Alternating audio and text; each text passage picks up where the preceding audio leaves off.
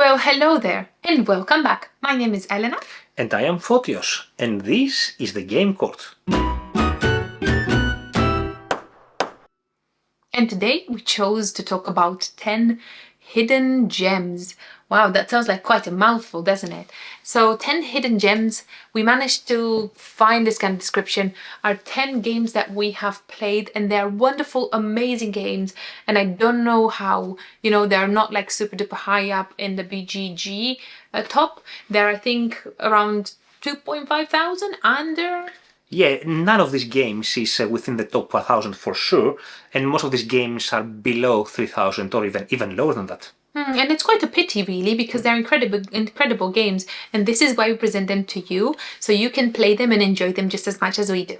But also, we are very much in need for more hidden gems. We like, peculiar games, different games. So if you have any recommendations for us when it comes to hidden gems, please let us know, whether they're old games or new games, little games. We try everything, and I hope you enjoy our suggestions. The first game we'd like to talk about is a small box game. It's called Age of Galaxy, and it's designed by Jeffrey CCH and published by Ice Makes. And it's the second game in this Age of something. The first one was Age of Civilization. The second one is Age of Galaxy, and it's a small pocket box 4X game where you have asymmetric factions. You can have up to 3 factions that do different stuff for you, and you do exploration, you do some attacking as well, you do exploitation of the lands you basically habilitate, and you do all of this cool stuff. And they have little minis in there as well. They have little figurines as well of the little ships and whatnot. No. Oh, yeah, indeed, they do, yes. Excuse me. I've not played the game as much as you have. They have little figurines in there, and they're very pretty, particularly given the size of the box, which is about this big. Well, my hands are big, but it's a small box, all in all, which is quite nice. Well, we also have the deluxe edition, which has an extra box, which has the different spaceships per color, per player color. So it has a different box, and you forgot about it. Yeah, anyway, but that's irrelevant. The game itself is very small. It's a 4X game, and it gives you this feeling. For me, it's a Gaia project game in a very small box, and it plays in under an hour. For 2 players, maybe 45 minutes max. Very enjoyable. And the way the actions trigger is also quite innovative. First on my list is going to be Rise, and this is a super duper game that you don't hear very much about, and I don't know why you don't hear very much about. And I'm going to take my iPad over here, and it says designed by Remo Conzadori and Marco Prenzo. I cannot pronounce this, I'm really sorry. And published by DOP Games. What you technically do in this game is you go up the tracks. This game is made of tracks only, and it's so nice. As much as I hate tracks, I absolutely love Rise.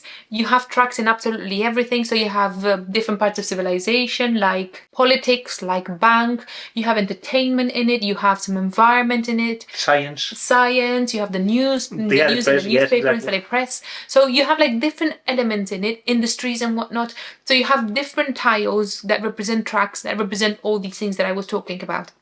And what you're doing around is very simple. You have some action cards, and you have some events in the middle. So you will choose whether you want to, pay some extra money and go to the better cards, because they go from left to right. Obviously taking into account all the events in the middle, because you will be doing those too. And then do what the card says, which is mainly move up this track or move the other track and stuff like that. This is kind of what you do. That's the only thing you do. You go up the tracks. But the benefits on these tracks, you go up one track that will give you, a bonus somewhere else, that will give you a bonus somewhere else, and then you just go in circles of doing so many things, and you end up doing like a million actions in one kind of situation. And I think we've kind of spoken about this. We like this very, very much. If you do like roll and write type of games with a lot of combinations, a lot of combinations and a lot of cascading of actions, I think you should try Rise. It's a very nice game. And one thing I would like to mention, please. In most of the tracks you go up, but there are 2 tracks that you can go up or down. The satisfaction track and the environment track. And if you go down, some pretty bad jujus happen. Yeah, pretty bad jujus happen. I wanted to just mention that he's just, kind of come to me. It is like a roll and write, but on tracks. Yeah, exactly. It works pretty well. Please try Rise. One disadvantage of Rise, the game is disproportionately big for the size of the content inside. Or, one of those has to be a bigger box so it kind of fits in with everything else. Although the art inside is not super duper, but the cover is very pretty. Very pretty. Oh, you can see it here somewhere. The next game in our list is basically a re-implementation of a bigger game, a more known game.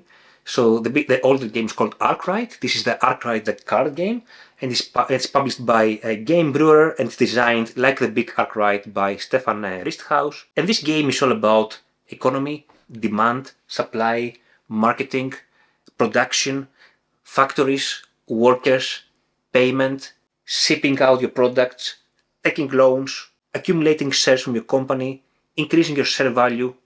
I think I said everything, It's just right? economy, isn't Exactly. it? Yeah, it was like economy and industry and stuff like that.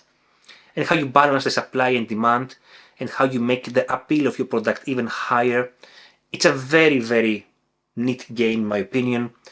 It doesn't take a million gazillion years like the Arkwright to play. You can play a game of Arkwright the card game within an hour and a half at 2, maybe up to 2 hours for 3 or 4 players.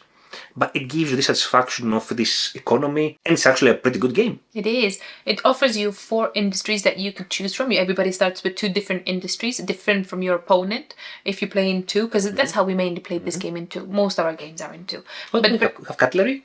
You have cutlery, you have like tunics. Yes. You have bread, I remember. Bread and lamps. Like lamps. That's Yes, what I was yeah. just about to say, like gramophones, but it was lamps. Yeah. So technically, you start with all of these, with some people in there. You have, I think it's called the card game because it's, instead of like having workers and whatnot, you have cards to tuck in between your little tiles that represent your factories. So you can get tiles that you can upgrade to robots and stuff like that. You can get more space and some extra, appeal for your product. You go up and down a million trucks. If you produce too much, then you can ship it or keep it in your containers and stuff like that. So I think the game itself economically is very engaging. It is. And I really like how the card system works because you rotate cards, you flip cards as you upgrade your engine. So it works pretty neatly. I really like it. It has this element of shares that you can buy and sell. It's mainly buying rather than selling, but I really like it because there's not very many games that we have played and saw that we really enjoyed that does it so well like here. Also, you can upgrade your board with many different things, and it depends on what you actually want to focus on, but there are many upgrades on the board that you could do. The next game that I want to mention, and I think it's an amazing game, it was actually a gift sent to us by Looping Games. Thank you very much. And we've managed to play it a million times, but for whatever reason we've not managed to actually put it anywhere. And I think this is the best place for it to actually be mentioned. The game is called 1902 Méliès, and it's designed by Eloy Pujadas and Ferran Renalias. Or something like that. I don't know whether it's Spanish or French. I think it's a combination of what I said. And the artist is Pedro Soto, which is the artist in many of the Looping games, or is the only, the only artist in many of the games of the Looping games that we have played. Actually, the game is all about Méliès. Méliès is a director, a film director, and he's trying to make his movie, which I don't know how it's called, but it's that very super famous movie, a very old movie, 1902. 1902 movie with people trying to create a spaceship to travel to the moon, and that spaceship hits the moon in the head. Kind of everybody knows that picture. Like if you saw it, everybody has seen it once in their lifetime, and that's what you actually do in the game. You are creating the movie, yes, and you may write some scripts, or you may prepare the scenery, or you may dress the actors, or replace the actors, or film the scenes, or you may do some post-production stuff, some cutting and pasting, or even coloring of the scenes. The game is all about worker placement, and I think this is why we like it very much. I think it's super duper thematic, and it's a pleasure to play. You technically place your little meeple. You only have 2 in a 3-player games, or more if you. I think it's 3 for 2-player games. And what you technically do is you go and visit these places wherever you want to do an action. If somebody else wants to do the same action, they can take your meeple away, you get your meeple back, which means that you will stay in the game for a little bit longer. A very cool aspect about this game is that all the scenes, all the cards that represent the different scenes of the movie are actually taken from the movie itself. So the pictures are from the movie itself. and a good thing that the copyright has expired for this movie. Can you imagine? Yeah. And they're all numbered, and this numbering also makes sense when you try to paste these scenes together after you have filmed them. But then, if you put them all in number, you can see basically, you can go through the cards and see the whole movie without even playing the game, right? Which is a very, very nice aspect of the game. I really like how the game is presented in that sense. And if you have tried any of the other games from this kind of series, the 19XX series, I think we kind of have them all. We have them all. We have them all. A video up here. So if, it sounds interesting to you, it's a very little box. Everything comes in a little box, is all neat. They have super duper themes. Like if you like this one, it's very accessible to buy as well. And we're not saying it because we got the copy given by Looping Games. It's just a very good series, so do give it a try. They have super duper themes in there, like rebuild San Francisco after the earthquake, or build a channel tunnel, or manage your cotton club during the Prohibition era. And there's so many others that you go up on the ISS in the space, like the nice. spaceship ISS. Like there's so many super duper themes, and they're very enjoyable and very small in size. Most of these games I would call them hidden gems, but for the purpose of this video, we select for you the 1902 Méliès. Yeah, can you imagine if we just add, 19XX, bam, video done. We could fit a video just hidden gems of the Looping Games. Yeah, but I think, we're just trying to touch upon as many games as we can that we have not spoken very much about, because we've spoken about the 19XX series already, and we want to show you games that we have not talked about yet. The next game in our list is a very, very tiny game. It's called Pocket Master Builder, and it's basically as big as 2 decks of cards, I would say, in size. Thickness, in thickness, 2 decks of cards. Otherwise, it's just as big as a deck of cards in size. Correct. Now, this game is designed by Wei Ming Ling and published by My Min Games or something like that. It's I've not heard of them before. No, me neither. Now, one disadvantage of the game is that the rulebook's a bit rough to go into, but once you pass that, I think the game itself is kind of unique. So what you do in this game, you're building different buildings around your city. Oh, it says in the Pocket Master Builder. Yeah, exactly. So at the beginning of the turn, you place a building out, which is not a built building yet. It's, let's say, a blueprint, if you wish. And after you place the building, you may also place some cubes around the building. And if the cards just placed match the colors of adjacent cards, then when you pick up that cube to collect the resources, you're going to collect the resources from both cards. Otherwise, you have to choose from the one card or the other card. And then, after you place your card and you place your cubes, which are your workers, you may also do a build. Like collect resources from your resources around available and build one of the available buildings outside in the city. Or it could be one of the landmarks, if you wish. And we have to mention, though, the game starts with 1 row and 2 columns, and it creates like a C-shaped kind of situation. And it has 4 rows and 7 columns. I will say yes. So when it expands, it's quite a big game. So even though the box is very small, you will need quite a lot of space to actually play this game, because it expands pretty big. And there is a track at the top that you could use, and that is your like a fortress, and that gives you extra income and extra bonuses if you do get yourself to there. But all in all, though, the game is very beautiful. It's about resource management and how you actually decide to build. The more you build of one kind of type of building, because there are many types of buildings that you could build, obviously the better the abilities that you will get. There are also 2 more tracks apart from the castle or the wall track on top of the thing. You have also 2 more tracks on your player board, which is a card. A player card, yes. It's 1 card. Yeah, you have the prestige, which you can spend at any point, to do some cool stuff, or you have the donkey track, which basically allows you to spend more resources in one go to build bigger buildings. And if you ask me why a donkey track, I don't know. There's a donkey. One thing we should mention: this is a 1 or 2 player only game. But again, it's a very good one. Once you pass the rulebook, I think it becomes a very enjoyable experience. So much chunkier than actually what it looks like. The box is very small, but the game is quite lengthy and expands quite big as well. The next game I would like to talk about, and it's an amazing game, and I don't know how we've not covered it in this channel so far, because did I say it's an amazing game? It's a super duper game, and I'm not sure, I'm a bit upset that we didn't make it Game of the Month when we played it. I think we managed to just, I don't know, we probably played a lot of games in that month. There are too many good games out there. I know, but I really want to mention this because it's amazing. Did I say it's amazing? It's an amazing game. I'm talking about The Hunt. The Hunt is designed by Matthias and Engin Kramer. I'm not sure whether they are brothers or siblings, but they have the same surname, and published by Salt and Pepper Games. This amazing game is a war game, a two-player only game, which is very lengthy, which is very amazing. One player represents the UK and the other player represents Germany, and it all happens in open waters where the UK is trying to move their cargo ships around to provide goods to different places like Brazil or South Africa, and Germany is trying hiddenly to destroy these ships. So it's a hidden movement game per se, and it's a very asymmetric game, so each player has a unique deck of cards, and we draw some cards, and we play the cards either for the action points or for the events. I want to play the game now. It's like just talking about it, I'm like, oh, that's an amazing game. The art of the game is also very nice. Pretty, yeah. Yes. Like, look at this cover, look. It's Can you move it? I cannot move my hands equally. And also the way it works, both functions, it's completely symmetric. The UK may deploy more ships. The German has this plane that you may use to manipulate your rolls, because there's a bit of rolling dice as well in this game, obviously. Which is not the best. Yeah. But all in all, though, I am not one to actually love hidden movement games, and I'm not actually one to play war head-to-head on. But this is such a fantastic... Did I say it's fantastic? It's such an amazing game. I really wish you could play it because I want everybody to enjoy this game.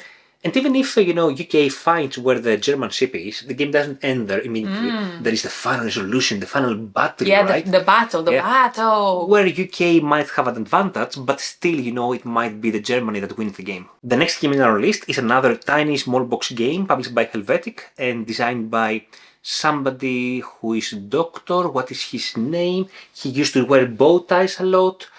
Rainer, I think, something like that. Rainer is he a doctor as well? He's a doctor. Oh, not that kind of doctor. No, that Anyway, this is called Art Robbery. And in art robbery, what you're a thief, and together with your other thieves, your opponents basically, you have just finished a loot, yes. And you're trying to split the loot between you, and you play a card and you collect that numbered loot, and the higher the loot value, the better, but you have to have enough alibi, because without having the alibi, you basically lose the game completely. They will catch you very fast. So the person with the least alibi until the game is eliminated, and then the person with the most valued loot is the winner of the game. No, the beauty of this game is that all the chips are opened in the middle of the table, and you can play a 3, for example, and you can take the last 3 chip.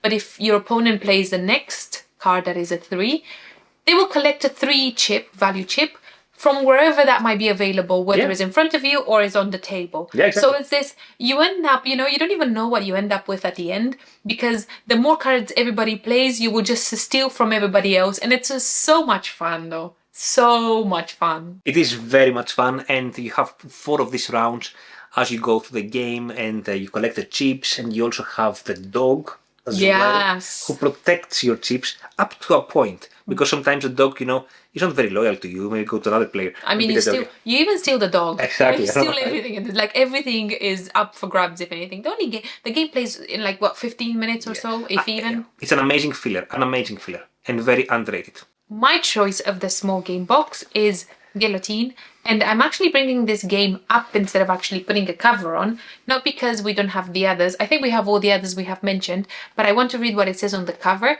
So Guillotine is a game published by Wizard on the Coast, published by Wizard on the Coast and designed by Paul Peterson. On the cover it says, the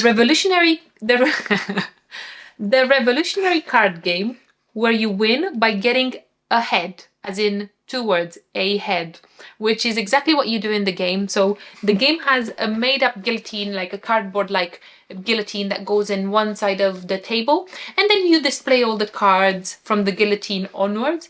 And what you do is you have some cards in your hand, and that represent action cards that you could use to like manipulate the row. So technically all these people that are in the row to go to the guillotine will be decapitated. The execution row. That's the execution row. So what you want to do is try to collect these people because they give you points. Everything that you collect are points. You basically collect the heads. So you just collect their heads. So technically what you're trying to do is move them from wherever they are closer to the guillotine, and that's what you collect. All of them are like royalty or bankers and stuff like that. So, you know, people don't like them during the revolution, so they should die. Unless it's like a martyr or something else that will give you negative points. You don't want to be putting a martyr or some sort of like a piss boy or whatnot. But it's fine to kill Marie Antoinette. For whatever reason, they don't 4 like points or 5 points. Marie Antoinette and all the princes and all the that's especially combined, absolutely galore in points. You absolutely drown in points. A bit of set collection in this game as well. How you collect the guards, for instance. Yes. The more the guards, the more the points. Or you have some action cards that give you extra points for a particular color, for it, like the purple or the green cards. The game plays in 3 days, and the day technically finishes whenever there is nobody to go through the guillotine. Yeah.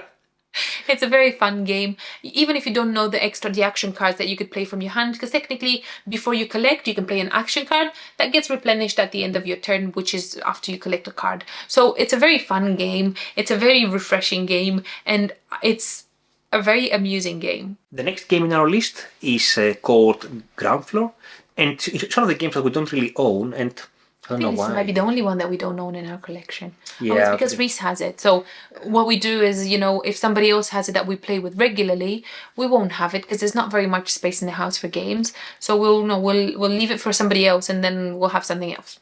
Regardless, Ground Floor, we have played the second edition, I think. It's an economic manufacturing industry game where you are the CEO and you try to manage your business.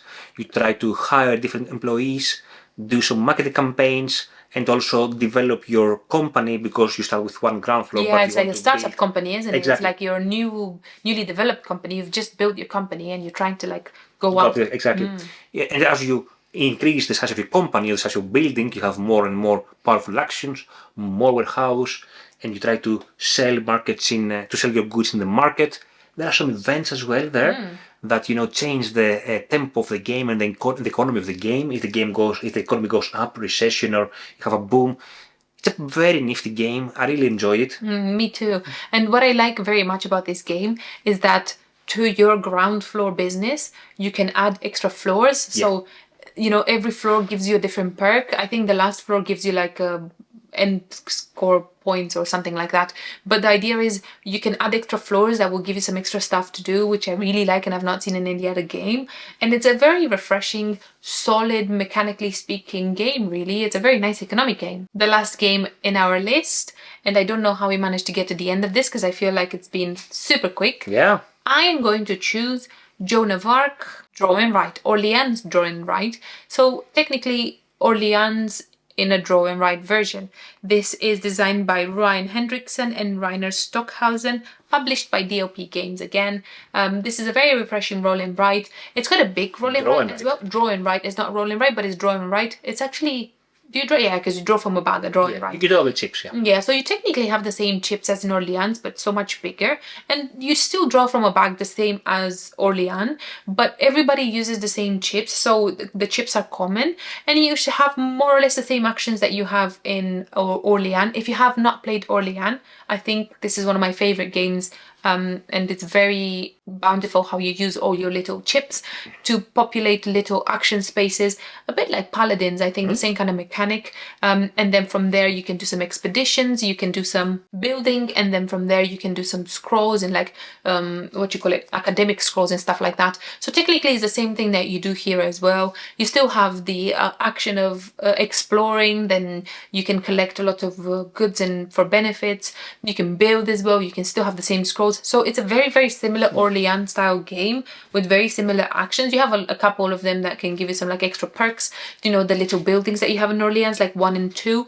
you can still do that, but you have more of them available in this game. One cool aspect about this game is that you can just play with the basic game sheet if you want to play with that, or you can play with additional buildings, additional cards that come with the game anyway, so you can have a bit more variability in the additional buildings you are actually deploying to give you extra benefits. So we decided to throw a roll and write in because we like them very much. Yeah, exactly. Yeah, why not? And this particular draw and write game, it's very true to the original Orléans game. Yeah. So we like Orléans. We like this genre of fuck version of Orléans. Yeah. So yeah, it's a very good choice. And then you can truffle with it as well. Righty, that was it for today.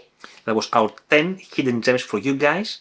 And if you have any, please let us know. Oh, that would be super awesome. We would Yes. really like to play some like super hidden gems that we really like very much. But make sure you can find them, right? Don't say something that's out of print or anything. Hey, you say that all the time. I do, yes, I do. You're like, oh, do you like Galactics for one? Oh, it's not available. And it's not even in English. Anyhow, I hope you enjoyed this video. And see you later. Bye. Bye.